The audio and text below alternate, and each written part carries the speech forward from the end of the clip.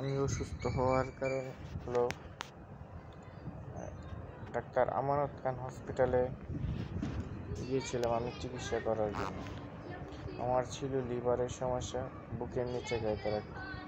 এরা আমার এন্ডোস্কোপি করাইয়া এরকমভাবে অসুস্থ করছে, আজকে 45-46 দিন যাবৎ আমি বিছনাতে পড়া।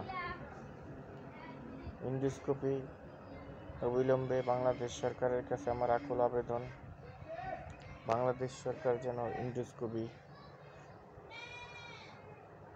সাধারণ গ্যাস্ট্রিকের জন্য এন্ডোস্কোপি না করে এটার বিরুদ্ধে অ্যাকশন নেয়।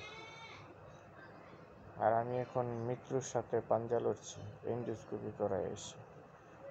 কুর্মিটোলা জেনারেল হসপিটালের ডাক্তার শাহাদাত অধ্যাপক, উনি আমার এন্ডোস্কোপি করাইছিল। উনি এন্ডোস্কোপি করানোর পরতে আমার গলাতে ইনজুরি হয়ে গেছে, গলাতে ঘা হয়ে গেছে এবং জিব্রাতে ফাঙ্গাস হয়ে গেছে।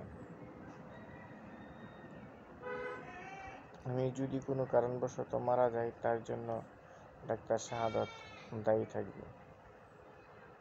আমার অবস্থা বেশি ভালো না।